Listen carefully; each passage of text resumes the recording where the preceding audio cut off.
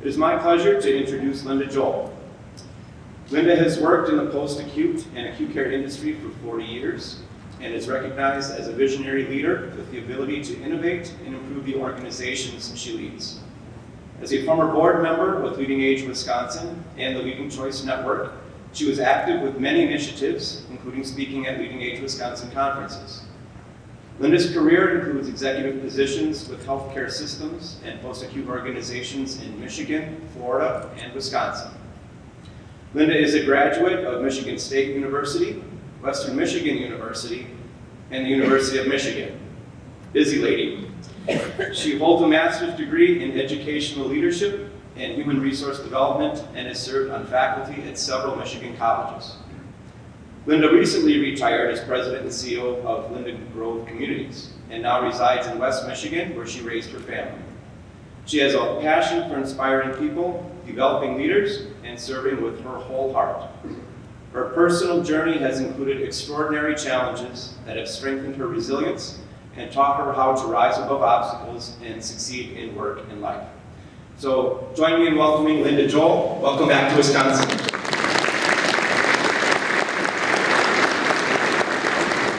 Well, good morning. I couldn't be more excited. I am so happy to be here. I really feel like I'm with friends, I'm with colleagues, people that I've worked with and cared about, people that I've advocated for, people that have had great successes, and I'm just so proud to have a chance to talk with you. And I want to say thank you to John Sauer and Janice and the whole LeadingAge Wisconsin team for doing such a beautiful job with conferences. And this year again, I know will be wonderful. I really have loved being part of their organization, and I know that you do too. So let's get started with our day. I love this quote by Vincent van Gogh, and I'm going to read it twice because you sort of have to wrap your head around it. Let that cup of coffee start to do its work while you think about it. I now consider myself to be at the beginning of making something serious. At the beginning of the beginning.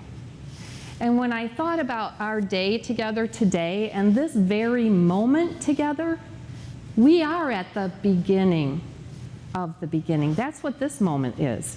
And yet we're here together to make the most out of a day of learning, of networking, of supporting, encouraging, and strengthening each other. So let's really enjoy the fact that right now, this is the beginning of the beginning, and we can make this day work for us. This day will be a day of learning how to propel yourself forward. So I'd really like you to look at the people at your table, look at someone at your table or across the room, and please say to them, I am so glad we are here together. Please.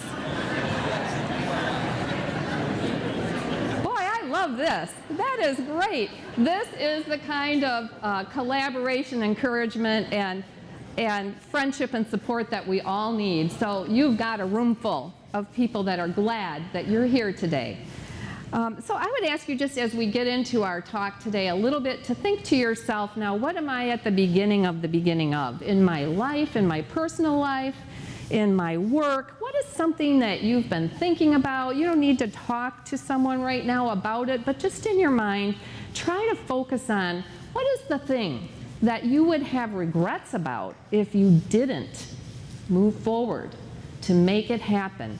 Something that you're at the beginning of, an idea, a challenge, a pursuit of yours, and you've been thinking, this is important to me, and I need to take some steps to make it happen.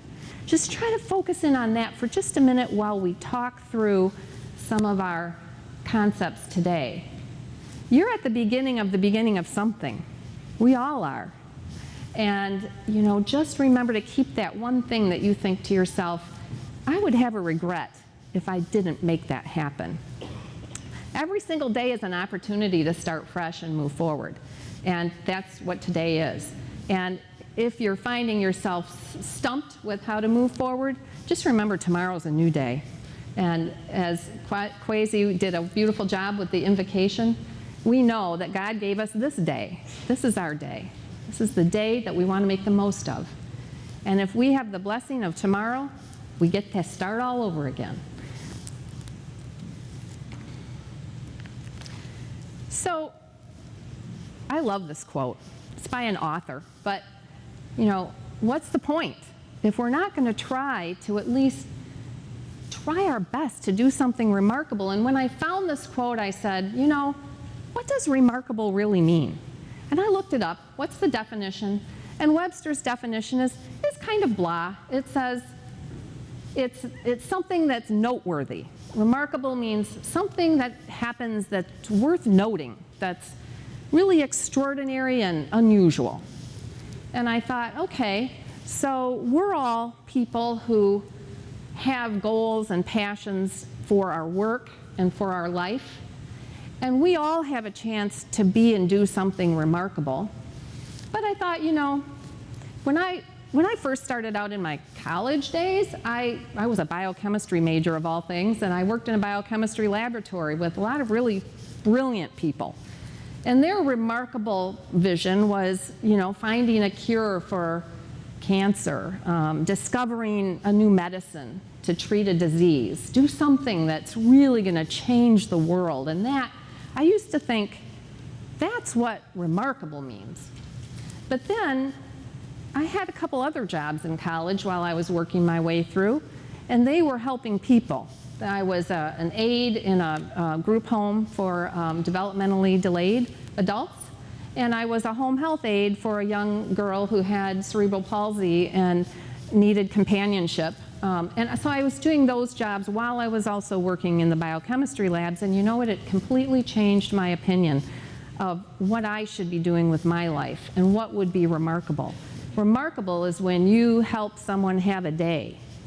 It's better than the day they would have had if you weren't there.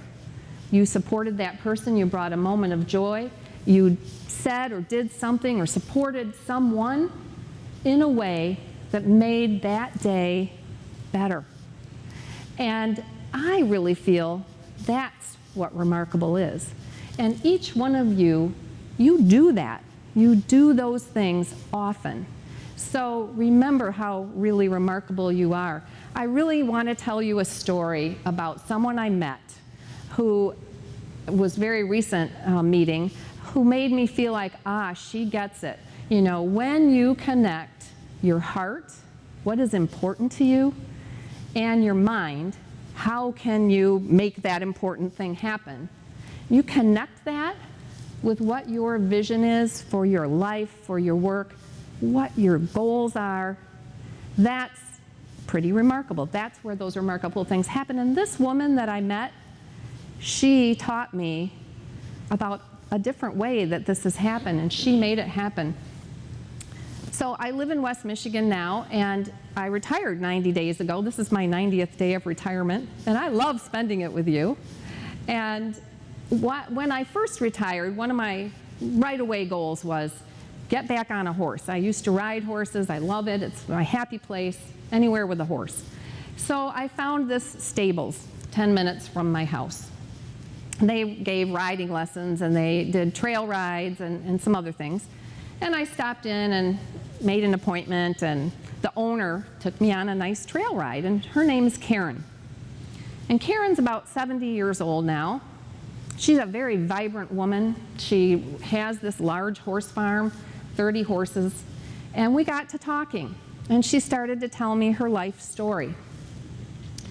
Karen grew up in Germany. She was born in Germany, she grew up there, and then throughout her whole career, she made horses the focus.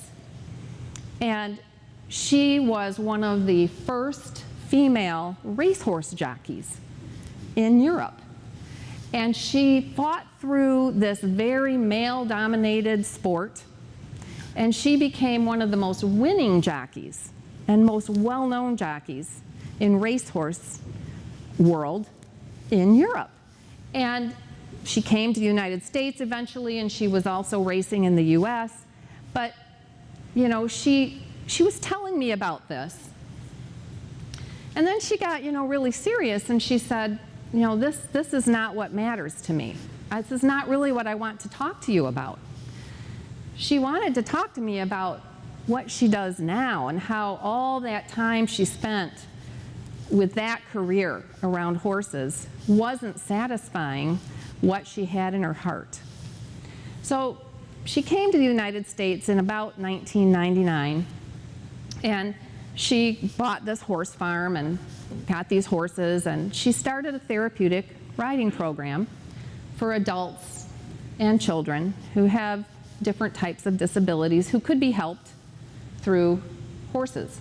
And I'm sure some of you have been involved and have seen how lives can be changed every single day when someone has so much joy and they felt so restricted and restrained by their body, and that now they can move around on a horse. And parents who see their child being so free and so happy. So that's, Karen started to talk to me about this part of her life. And then she told me the real story that touched her heart and told me what she was about. She got a call, she said, a long time ago, from a man who said, "My mother is 79 years old, and I'm taking care of her in my home. And she used to ride horses and had horses and loves horses. And she asked me, could I find some place where I could spend a day with horses again? I can't ride anymore, I'm not able, but I want to be around horses again. Could you find me someplace?" And this man somehow learned of Karen, and her business is called Karen's Horse Connection. And her vision is to bring joy to people through their connection with horses. So this man called Karen and he said, "My mother would really like to spend a day with horses. Is there some way I can bring her to your horse farm, and can we do this?" And so they made a plan, and he brought his mother, and she spent a wonderful day there. And I can imagine it because I know how happy I am when I'm in that environment, and I can imagine what it was like for this woman. And, the son said to Karen, this was a beautiful, wonderful day. But Karen got these huge tears in her eyes while she was telling me this story, because that wasn't the end of the story. She said, 20 years later, the same man called her, and he said, "My mother is 99 years old now, and she's in very, very poor health. And she lives in a nursing home. And she asked me, is there some way I could be with a horse one more time, just one more time?" And by this time, Karen had these tears coming down her face. She made me cry. I'm going to cry now telling you about it. And so it was the middle of a terribly icy and snowy Michigan winter. There's a lot more snow in Michigan than in Wisconsin. And it was one of those kinds of winters where you didn't want to be on the road if you could avoid it. But this woman didn't have many more days left. So it was urgent.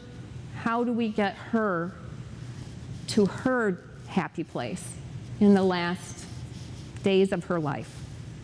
So Karen and the son, they made a plan, and he brought his mother in a wheelchair van to the stables. And it was very icy, and they couldn't get her out of the van. It was just too dangerous. There's no way to get her out in a wheelchair and bring her into the barn. So Karen, she got one of her horses whose name is Mary. Now, I've met Mary. I actually rode Mary. She's a gentle soul. She's a beautiful horse. And Karen went and got Mary, and she brought Mary the horse over to the wheelchair van. And the son opened the van door, and Mary very gently stepped up, and she put her head into the lap of this woman. And the way Karen told the story, she was feeling it all over again. Her vision, her eyes, her heart, it was there again. She was telling me, this old woman, she stared into Mary's eyes, And Mary stared into her eyes. And if you've never stared into the eyes of a gentle horse, you should do it. God is there in those eyes. Grace is there in those eyes. And this woman, she stroked and she whispered and murmured, and Mary had her head so gently there. It was cold, and the air, that warm air coming out of the nostrils, and the smell of the horse, and the soft velvety muzzle. They looked like they were just two best friends. And they spent a long time like that. And when that was over, the woman and her son, left and went back to her facility. And 3 days later, Mary got a call from the son. And he said, I really need to thank you. I need to thank you. My mother passed away today. But the biggest joy she ever had in the last part of her life happened 3 days ago with a horse named Mary. And I just need to tell you how much joy that brought to her and how much joy that brought to me and our family to know that could happen for her. And so as I was bawling while she was telling me this and she was crying, I thought, this is what matters to this woman who grew up in Europe, who rode horses on the racetrack, who fought her way through this whole sport with the, very few women in it, and she won all this, all these races and had this notoriety. That meant nothing to her. What meant something to her was making connections like this. This is what drove her heart. And that's what I think can be called remarkable. I'll give you one more example. I know a young entrepreneur, professional, who started his own business about 7 years ago. And it's a packaging business, and some of you will know who I'm talking about. It's a packaging business, and he focuses on medical and pharmaceutical device packaging. Not making the packages in mass, but testing the materials and helping the companies that have their products that are medical or pharmaceutical get them onto the market by getting FDA approval for what kind of material they're packaged in and how that keeps the integrity of the product during shipping or other things. And while he's touring me through his 40,000 square foot, looks like a laboratory where they test and provide data to the FDA on how these materials have worked or not worked, I said, this is a really complex business. Who would have thought? What is your team really focused on? What's the most important priority? And he just did not hesitate. He said, patient safety. We focus on patient safety. Wasn't the answer I thought I was going to get. And I said, tell me more about that. And he said, well, when I was growing up, my mother had cancer. And I had to watch her go through treatment and surgery. And now I'm married to a disabled military veteran who has so many medical conditions and has had a lot of surgeries, and medical care is just a big part of our life. And we, and my team and I, we focus on patient safety because it's our job to make sure that the doctor, the surgeon, has what he needs in that operating room packaged in a sterile way, packaged in a safe way. We never want to be the reason that a patient has a bad outcome. What we do is help that patient have the very best outcome by giving those doctors what they need in a safe, sterile package, or medicines that are going to be effective because they were preserved the way they should be in the package that they have. That's why patient safety is important to us. Those patients need the best outcome, and we're part of that.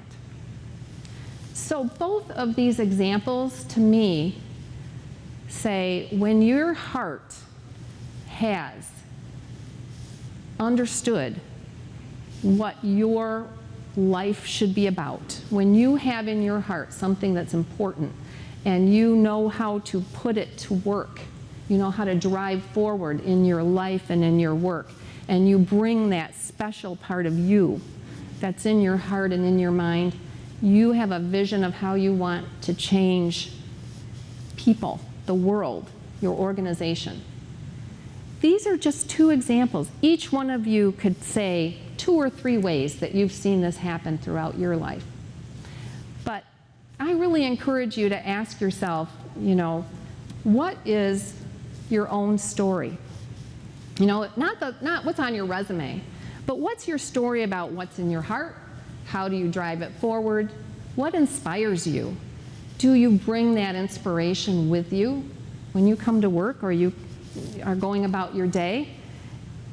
For me, I always felt like people who are vulnerable, the elderly, the disabled folks, anybody with special needs, they really can become invisible to everyone around us. You know, you've seen it happen.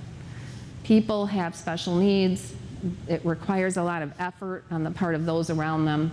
And if you really look around, you can see these people can really become part of the wallpaper, and the general population might not see them, or might see them and not pay attention to them.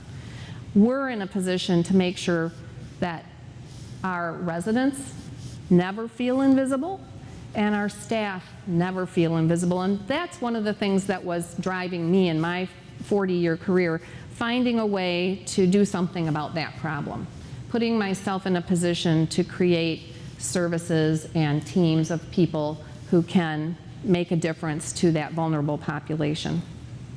So ask yourself, you know, what happened in your own life journey that has given you a certain value that you've embedded in your heart, that you want to use as inspiration as you move yourself forward. So, you know, Nelson Mandela, that was a life that was amazing. And after 27 years of incarceration, when he got out and he was able to travel around the world and tell his story, this was one of the things that he said over and over again. Don't settle for less in your life. There's nothing to be gained by settling for less. Live the life you are capable of living. Make it count. That's where you're going to find your passion. That's where you're going to find the value that you want to bring to life.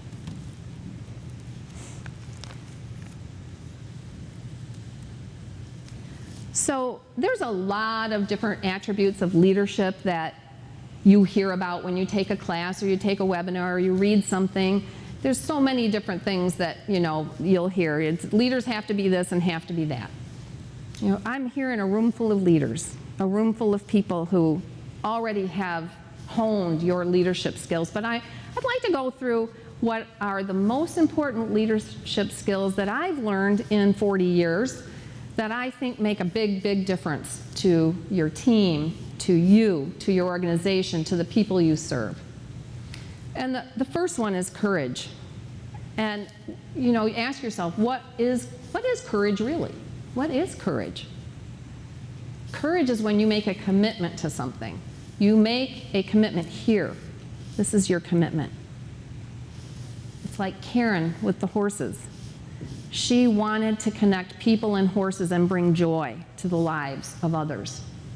She made that commitment. That's courage. You make a commitment and you know the commitment, it could have negative consequences.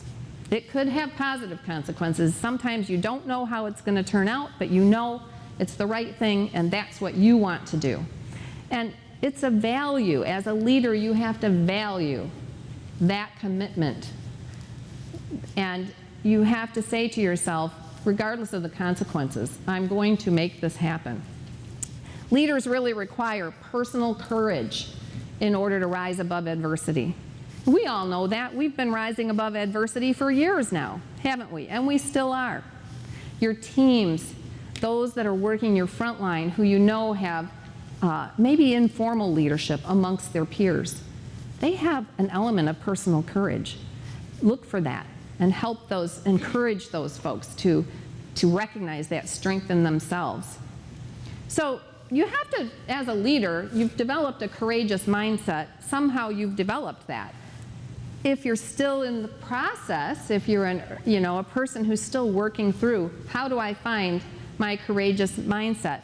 The first thing I will have to tell you is people who go through hardships of any kind, pain, loss, a wrong that's been done to them, something difficult in their life, they become more courageous because those difficult experiences build your strength, right?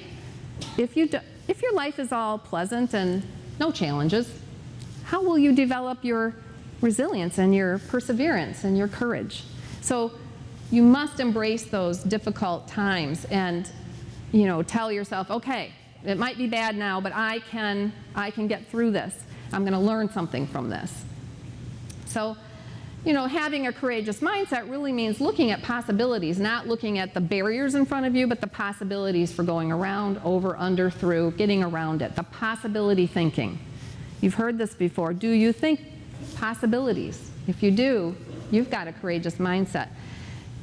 Positive self-talk. How often in the last few years or even in the last few weeks have you had a situation where you've had to say to yourself, stop, don't look at this in such a negative way, look at this in a more positive way. You can make this happen.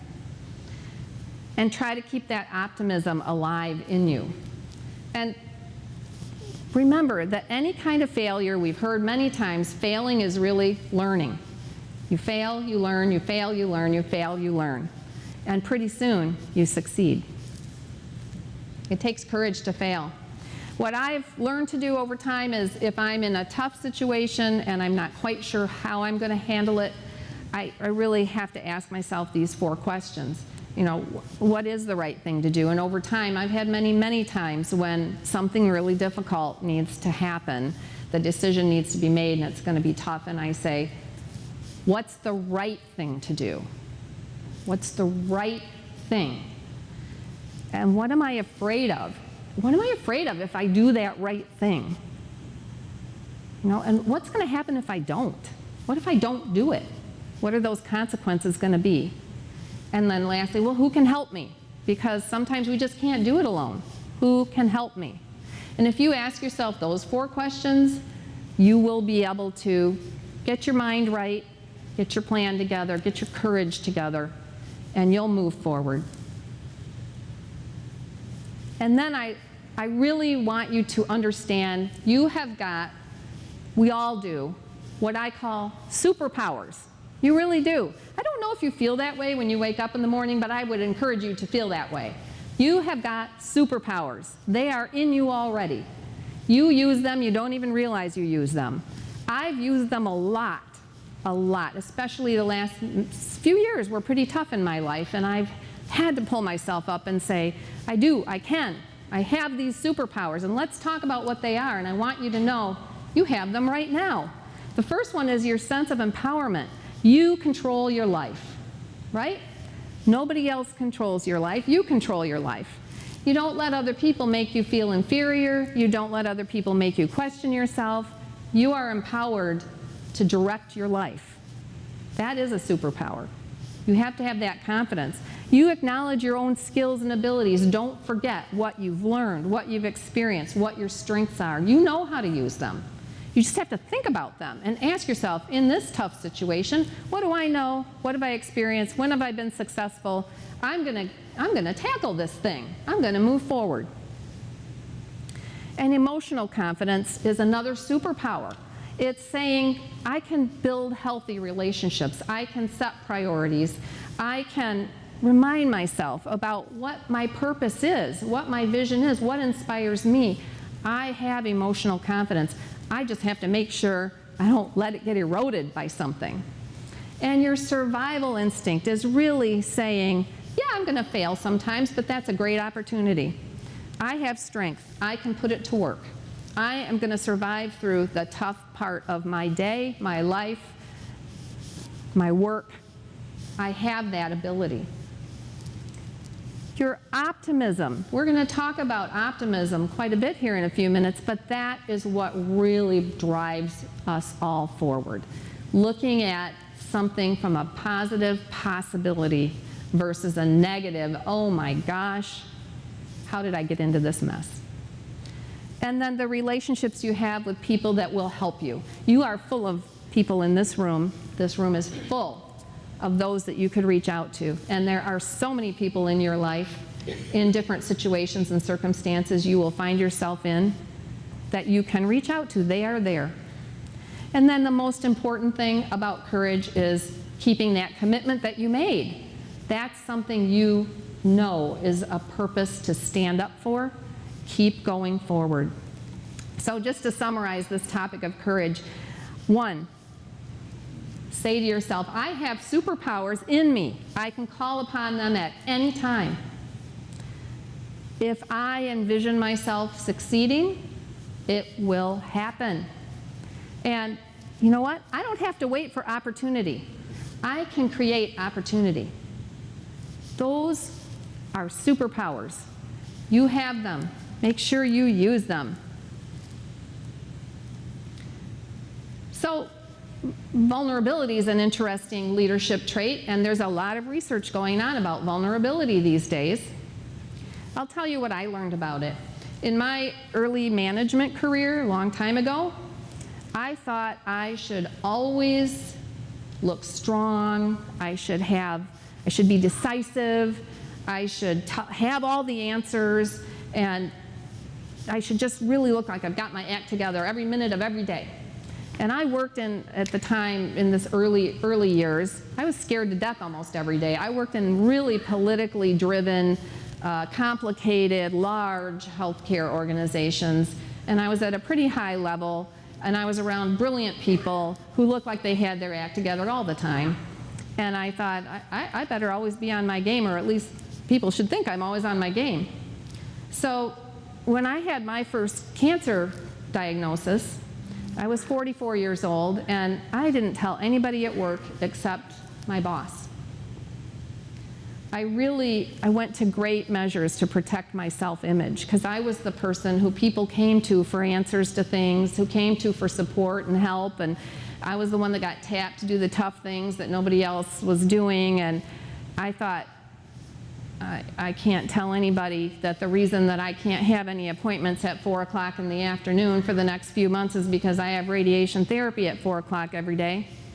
I wasn't going to tell anybody that. I couldn't tell anybody that, oh, I can't go to that out-of-town conference because I'm just too tired from treatment to travel.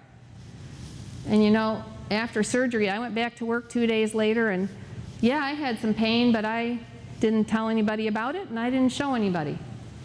And you know what? Nobody guessed. Nobody knew what I was going through. But the amount of personal effort that it took to hide what I thought was going to make me look weak in a really driven, difficult work situation, it was a lot of effort. But I was just sure that people would look at me and think, I wonder if she can still do this job. You know, it's crazy because it was a healthcare organization. But I was afraid to let people know and let it show that I was going through something really tough and scary. So, you know, later in my life, some years later, I was fighting cancer again. And I said to myself, it takes too much effort to hide this. And by that time, I had a lot more personal confidence. I had a lot more experience in life. So I was much more open about it. And you know what? I had such overwhelming support from my team, my board, my friends, my neighbors. Everyone who knew anything about what I was going through was just completely supportive. It was wonderful. And they said, it's inspiring to watch you go through this challenge. You're so strong. And I thought, wow, that's not what I expected.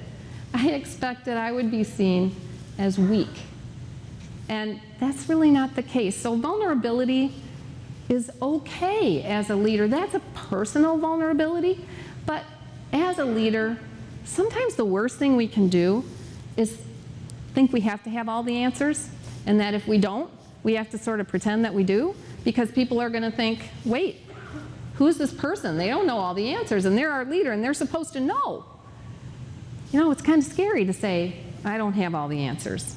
But you know, the research shows now, vulnerability has been really a hot topic, that employees, the workforce, and other leaders really engage much more strongly with leaders who are willing to show their vulnerability and ask for help. It's a way to relate to each other. Have you found that to be true? Yeah. And if you haven't felt comfortable yet in this kind of quality that you won't need to bring to your job, try to figure out how you could be more comfortable. And understand that, like I learned, vulnerability is really our greatest measure of courage. Here's just it's in your notes, but here's something you can read about vulnerability, but it's been really proven that vulnerability is an extremely important quality for us to bring to our work. And ask for help, and people will participate very positively with you. Well, optimism's a wonderful thing. I guess I would ask, how many people here would call yourself an optimist? Just raise your hand. Are you an optimist? Do people tell you that? You're an optimist. Okay. Well, I know that not 100% of you raised your hand, and that's okay, because it takes all kinds of people in the world. Optimism is defined as a tendency to expect positive outcomes. And what this means is even when bad things happen, difficult things happen, optimistic leaders, they look at the situation and they say, I'm going to focus on what I can do about this. I'm going to focus on the future that I want to see happening. And I'm going to see how to let this current crisis become a part of the past. We're going to move forward. There's kind of two kinds of optimists. One is the naive person who says, I'm just going to envision my success. And if I envision it, it's going to happen. And then there's really a more pragmatic approach, which is somebody who says, I'm going to work really hard because this is something we can do, but it's going to take a lot of hard work. Realistically, this is going to take a lot of work and a lot of perseverance, but we're going to make it happen. And there's been tons and tons of studies, and they show that either approach works. That the most effective predictor of someone's personal success is whether they believe they're going to succeed. That's the most positive predictor. You're going to believe that you can succeed. And you can tell yourself that by saying, I just envision it. A lot of athletes, that's what they do, that psychology, that sports psychology. You see yourself getting over the finish line. You see yourself running the fastest. You see yourself jumping the highest, whatever it is. You see it in your mind. You believe it. It's going to happen. Then you have maybe a lot of us here in this room like me. You go through your head, okay, I have to get from A to Z. This is a problem, but we're gonna figure it out, and I'm gonna have this thought process that helps me go from here to here. Now I see it. Now that I've done that, I can engage people, and we're gonna make this problem not a problem. We're gonna turn it into an opportunity for improvement. But either way, seeing the success is the best predictor of being successful. That's a mindset. We need to have that mindset. So Norman Vincent Peale, he talks about the tough-minded optimist. And when he talks about the tough-minded optimist, he means it's a positive thinker who doesn't let their thoughts break down, even when there's a lot of stress and a lot of adversity. They don't move away from that positive mindset. They're tough. They're tough on the inside. They're tough in their mind. They know, I can keep this positive image in front of me, and I can work through this. I'm able to do it. So now I'm going to read six characteristics of optimists, and you don't have to say anything out loud, but you got 6 fingers to use. I'd like you to kind of count for yourself, how many of these qualities do you have, okay? The first one's optimists are solution-focused. Are you solution-focused? I bet you are. I bet 99.9% of you are. Optimists are not afraid of failure. Don't be afraid to fail. There's a book out there called Fail Fast. You know, the more you fail, the more you learn, the more you learn, the better you get. Optimists are not afraid of failure. Optimists are great communicators. Great communicators. They give people a message that explains the situation and explains the vision and explains how to engage together to make that happen. Are you a great communicator? Optimists are future-oriented thinkers. They're not stuck with right now, what's going to happen. What's going to happen? You don't need to worry so much about right now. Think about how we get to the future goal that you're working on. And then using the language of motivation, that's something optimists do. When they speak to people about where we're going and how we're going to work together, they talk about the information that helps people understand why it's important. Why is what we're doing important? They motivate other people. They use that language. And optimists have a success mindset. We've been talking about that. You see it, you believe it. They believe in their ability to be successful. Do you have those qualities? I'll bet you do. I'll bet you have a lot of those qualities. Those of you that didn't raise your hand when I said, are you an optimist? Well, maybe you are. Maybe you just have a couple things that you want to work on and bring forward into your self-awareness, because maybe you really are. So optimistic leaders do these things. One is they ask for help. Well, you know, we talked about vulnerability as a measure of courage. Well, optimistic people know it's okay to ask for help. I'm going to get people engaged. I'm going to ask for that. They look for information that can really help them learn. And so, you know, one of the things that I often would say in my work over the years when we had a tough thing going on somewhere, one of my jobs, one of my organizations, and we wanted to do something about it. And I would say to my team, who does this really well? Can we find out who's out there that already has tackled this and does it well? And let's talk to those people. What did they learn? How did they do it? Get that kind of information. And be proactive in your problem solving. You know, you hear that all the time, but it is so important. And that it is something that an optimist will do. We're going to jump on this. We're going to get a group together. We're going to learn what we can. We're not going to procrastinate just because this is tough and we're distracted with so many other things. Here's something important. Let's be proactive. And see your situation as a challenge, not a threat, something that you can eventually overcome. Find a different way. And then, most importantly, sometimes you have to accept what you can't change. We know that, right? Sometimes you just have to accept it and say, okay, we're going to move on to another way to accomplish some improvement that we're trying to make, because we're not going to be able to get it done this way. This isn't something we can do anything about. How many of you have something going on in your work right now that you think you might have to decide, just accept it, it's not going to change, we may have to find a different way? How many people have that happening? Yeah. It's an everyday occurrence, isn't it? So remember, that doesn't mean you can't improve your situation. It means we're going about this in a way that just isn't going to work. We're going to find a different way.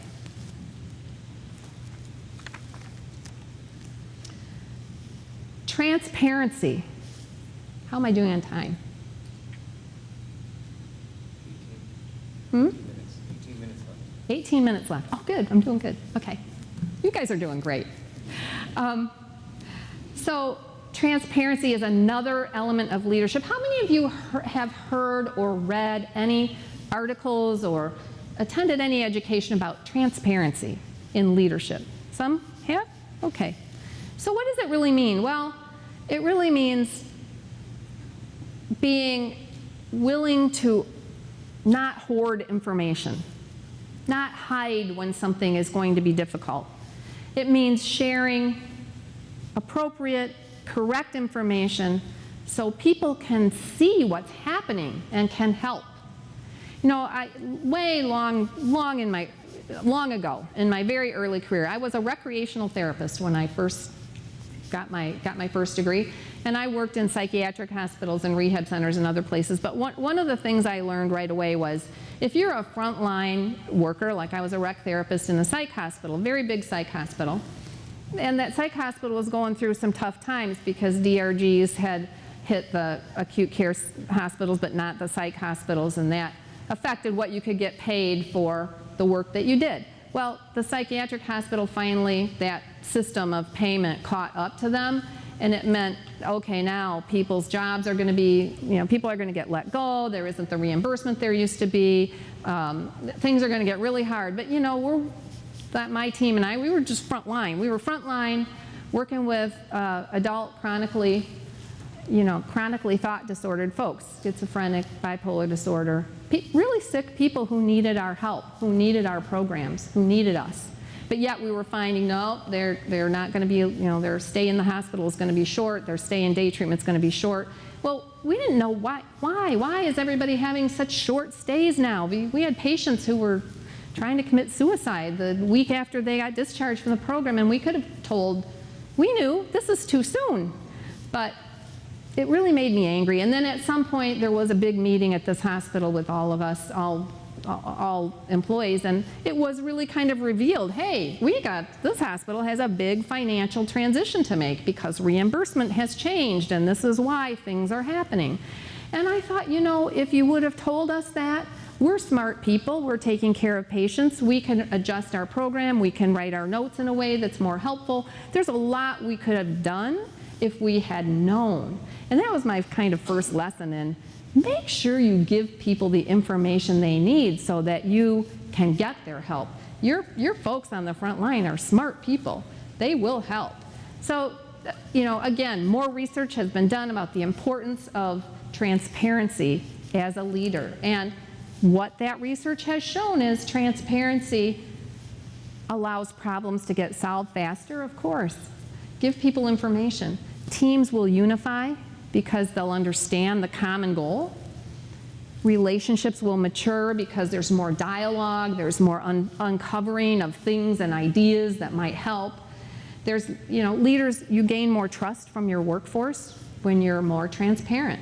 And performance improves. So transparency has become one of those key things. Also for engaging employees and retaining employees. And finally, authenticity. Oscar Wilde said, be yourself. Everybody else is taken. Be yourself. That's who you need to be. And that means being genuine, being ethical, being honest, being relatable. And why is that important? I think we all know. We want to work for someone that we can relate to, right? Personally, we want that. We will stay in our job, in our organization, if we believe in our leader and we feel that they believe in us and we can relate to each other. And authenticity is the quality that helps that happen. I'm going to give you an example from my life about that, and it's pretty recent. It happened at Linden Grove. And by the way, I have a Linden Grove table right here, and it's so nice to see you guys. It really is. I miss you. Here's my example of how I learned the importance of what authenticity can do to build a relationship. I was a pretty new CEO at Linden Grove. I hadn't been there very long, about 2 years, which in CEO world isn't really very long. You have to learn your organization. I came from another state. I didn't know anything about the Wisconsin climate rules, for our industry. So I was learning, and I was learning the organization, the people, the state, and all of that. And I was really super excited because I was a very different leader. I had a different approach. And so people were getting used to me. Our former CEO had a successful approach. Mine was a different approach, so learning a different leader was a challenge for everybody. But I was so excited. July 2017, we had an employee service award planned, an event planned that was going to be so different from the way it used to be. It was my first time, because when I first started there, the first year, the event was already planned, and it occurred in a way that was the typical, for many years, it occurred a certain way. But then another year went by, and I had a chance to influence. How are we going to have this Employee Service Award event? It was going to be very, very special, the night of July 21st. And there was a lot of surprises in store, a different venue, a different way, and I was going to be so proud to hand these awards out to the staff. One of the first times I could say, this is how I feel about you all. I'm proud of you. So this event, it was something I was just looking forward to. But then a crisis occurred in my life, and the night before the event, my husband collapsed at home and had an extremely serious, life-threatening stroke. And I was at the ICU with him, and his life was in the balance. And I thought, oh, of course this is where I need to be. I can't be anywhere else. I wouldn't want to be anywhere else. But my employees, they're all going to gather up. This is supposed to be such a special time for them, a highlight in their career. This is the service awards. This is the I'm proud of you moment. And I'm their still new CEO, and I'm not going to be there. And I thought, how can I make this right? I asked my senior leadership team, I got a hold of them, and my board chairman. And I said, would you please speak for me? I can't be there. But I don't want to just say, there was a family emergency and I can't be here tonight. I feel like my employees really deserved a lot more from me than that. So I said, well, I'm usually kind of a private person, but this was an unusual circumstance. And I wrote a brief message and I explained the severity of the situation happening. And I told in my message, I'm proud of you, and I would do anything for this not to be happening. I would like to be with you. I'm proud of you. And I'm sorry that I'm absent. And I need your prayers and your support. And so the event happened. I know Mark was there. And the message was read from me to the employees that were there. And I have to say, I have never had one single regret for being so personally open, vulnerable, and authentic with my workforce, because I got so many emails from people. I had so many people come and tell me, oh my gosh, we're praying for you. We're praying for your husband. We're here. We're with you.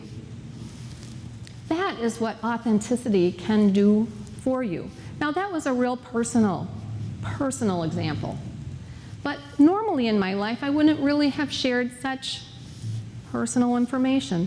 But sometimes that's what it takes for your staff, your colleagues to know you're with them too.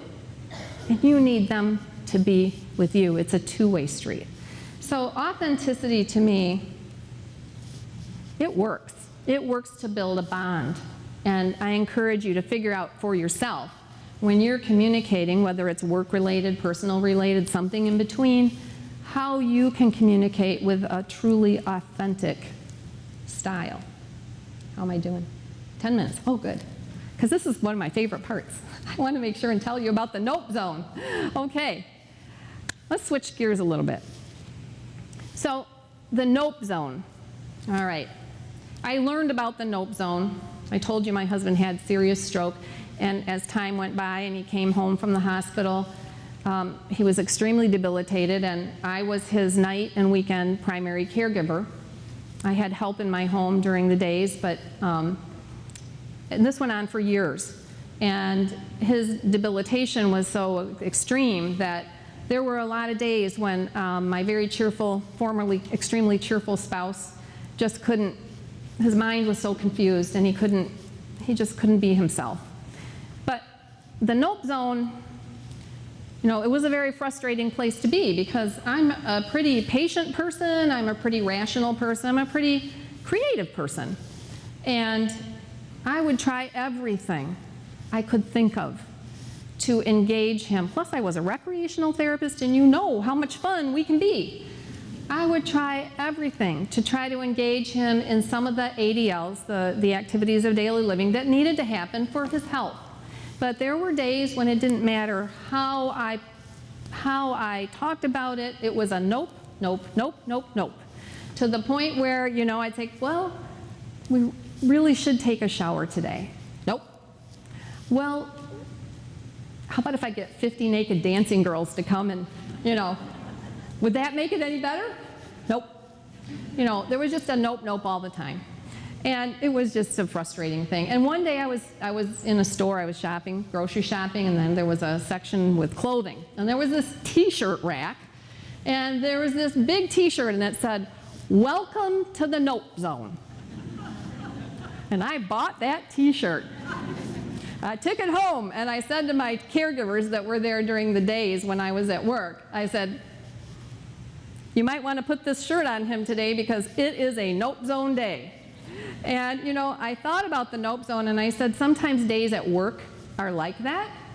You know, you think you've communicated, you've educated, you've planned, you've done everything, and on launch day, it is just a no-go. You are in the Nope Zone. Why do I have this horse up here refusing a jump? Well, you know my background, horses. So if you take this horse and rider for an example of the Nope Zone, the rider is the leader. The horse is the team member who has to rely on the leader's clear message, confident communication. And when a horse refuses a jump, it's, you know, you might think, what is wrong with this horse? He's just being stubborn. Maybe I should whip this horse, yell at this horse. What is wrong with this horse? I need to punish this horse and teach him how to do that jumping when I want him to. But in reality, the leader gave some kind of faulty signal. The leader gave a message of, I'm not so confident about this. The leader did something different, and the horse picked up on that and said, I'm not jumping this jump, because if he doesn't feel good about it, I don't feel good about it. So when you're a leader at work and your team has not taken the leap, launch day came and launch day wasn't successful. What can you do about that? How do you behave when you know you're stuck in the Nope Zone? Well, first thing, try to understand. Look for information. Ask the questions. What was the resistance all about? Was it poor timing? Was it a lack of information? Was it conflicting messages? Was it incomplete planning? Get some information. Secondly, then back up and say, let's review the facts. And then provide better preparation based on what you learned. Thirdly, do not punish your team for not launching. You tell them, I am really proud of you for telling me what it was that didn't go well. What is it we needed to do so that you could feel confident to go forward? And fourthly, find a new approach. You've learned some new things. Your team has been, brave enough to be open with you. You've got a new plan. Let's see how that approach to launch could go. And then try again. That's how you get out of the Nope Zone. You have to be proactive and get yourself there. Perseverance is another key quality. I'm going to kind of move through this because we're down to 5 minutes. Perseverance means just don't quit. Never, never, never quit. Don't quit on yourself. Don't quit on your team. Don't quit on your heart. Don't quit on your vision. Believe in yourself and press on. You have resilience in you. You can rise above adversity. You've learned to over time. You've learned it from tough experiences. Let that resilience work for you. So I'm going to close, but I want to close with the Optimist's Creed. We're going to talk about optimism one more time. There was a man named Dr. Christian Larson. He was an American journalist, a thought leader. He wrote books about positive thinking and positive living. He was born in 1874. This is a topic that's been talked about for a long time. And he created a poem called the Optimist Creed, and it eventually was adopted by the Optimist Clubs of America. And I'm going to read you just a few items. It's a longer poem. I encourage you to look it up. I'm just going to read you a few items from it, but these are promises. The Optimist Creed is promises you make to yourself. So we're going to practice real quick because I'm going to read an item, and then what I would like to hear from you, nice and loud from everybody, is yes, I can. Okay, I'm going to read an item, and then I want you to follow it with yes, I can. Can we please practice that? I want to hear it loud. 1, 2, 3. Yes, I can. All right, and I want you to say it like you believe it. Yes, I can.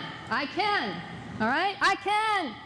All right, so here we go. There's just a few items, and these are going to be promises to yourself. So, first one.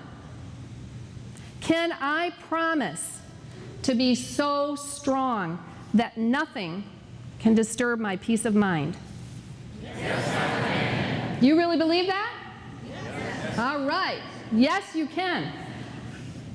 Can I promise to think only of the best, to work only for the best, and to expect only the best? Yes, I can. All right. Can I promise to be just as enthusiastic about the success of others as I am about my own? Yes, I can. I know you can. Can I promise to forget the mistakes of the past and press on to the greater achievements of the future? Yes, I can. It's very important because the past has been tough. I think we need a louder yes, I can. Yes, I can. Okay, that's better. And lastly, can I promise to give so much time to the improvement of myself that I have no time to criticize others? Yes, I can. And hallelujah. All right. Well, I'm going to just give you these final words. We're all on a journey. Your journey is not done. You have got superpowers. One of those is optimism. You've got a lot of people that you can reach out to, and you are going to do remarkable things if you just believe in yourself. I believe in you. I believe in what you do. I am proud of you, and I wish you all the very, very best. Thank you.